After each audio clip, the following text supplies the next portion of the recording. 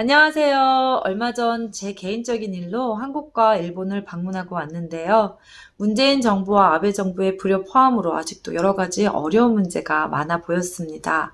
전에도 가끔 일본에 방문하면 심심치 않게 한국 분들을 많이 볼 수 있었는데, 이번에는 일본 체류 내내 한국 사람들을 보기 어려웠습니다.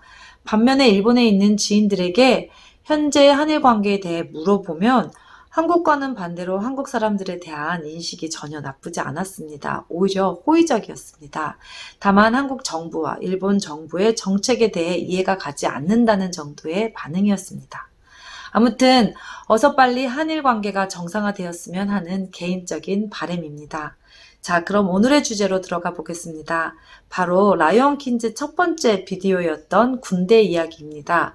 이번엔 군 가산점 문제가 아니라 아예 병사 1인당 300만 원씩 주고 채용하자는 모병제에 대한 이야기입니다. 일단 이 이야기를 들으니 문재인 대통령이 했던 공무원 일자리 80만 개에 대한 일화가 생각납니다. 다시 요약하자면 우리나라가 OECD 평균 약 21%보다 공공부문 일자리의 3분의 1밖에 안 된다.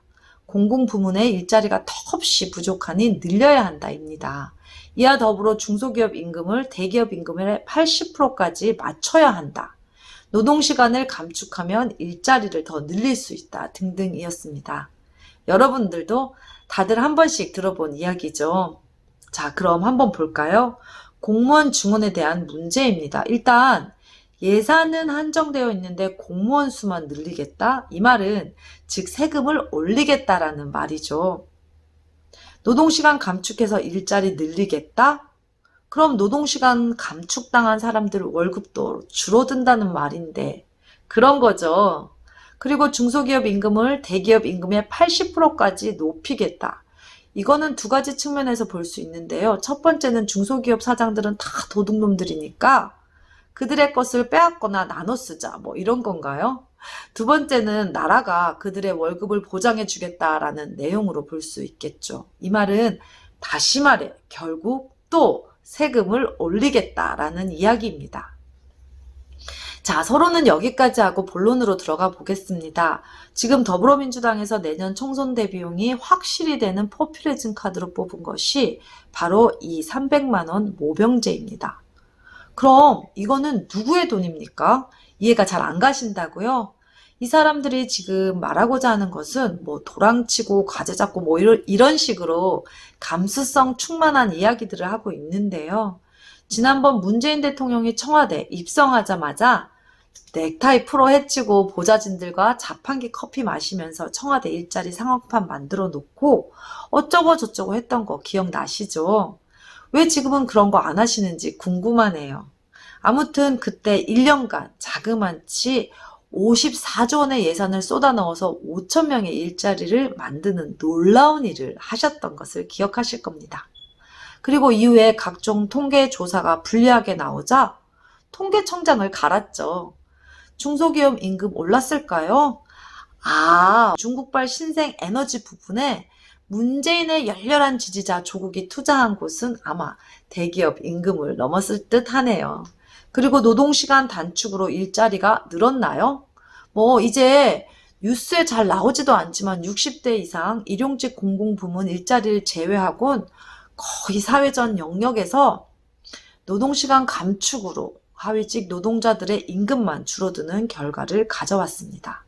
자, 그럼 이제 월 300만 원 모병제, 여러분들 생각은 어떠신가요? 우리나라 60만 명 중에 사병이 50만 명은 넘을 텐데 아까 말씀드렸죠. 5천 명 늘리는데 54조 원을 쓰는 정부가 과연 50만 병의 모병제를 성공시키려면 저는 답이 안 나옵니다. 뭐 9조의 예산만 증액하면 된다고 헛소리들 하던데요. 초급 부사관이나 장교의 월급이 얼마인 줄 아십니까? 자료에 따르면 갓 임관한 초임 장교와 부사관의 월급은 200만 원도 한참 못 미치는 160만 원 수준이었습니다. 문재인 정부가 말하는 300만 원이 어떤 수준인지 아시나요?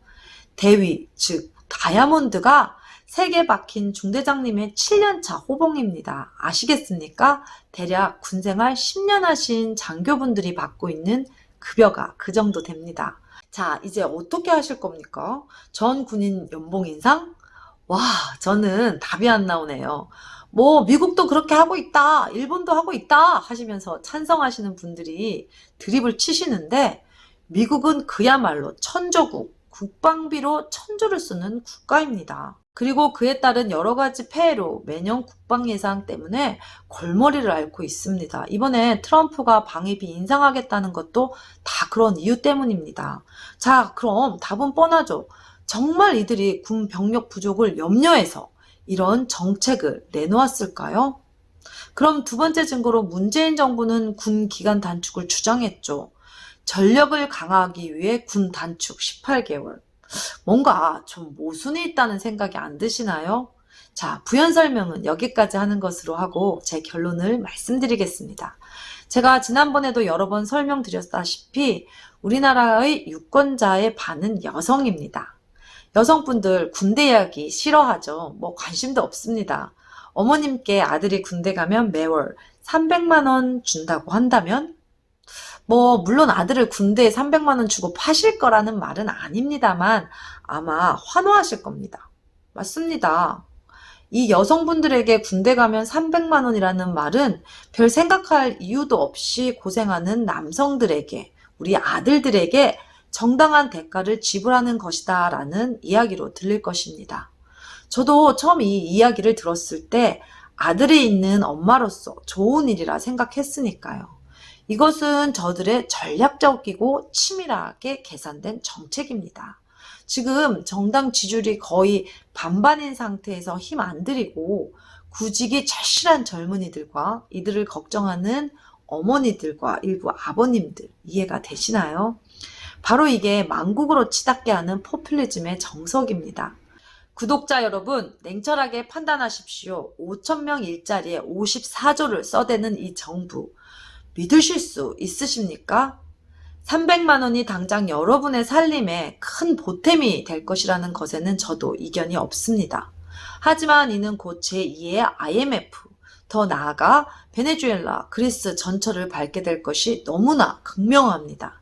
구독자 여러분, 특히 여성분들, 눈앞에 보이는 저들의 감성파리 뒤에 숨겨진 진실을 꼭 바라보실 수 있기를 바랍니다.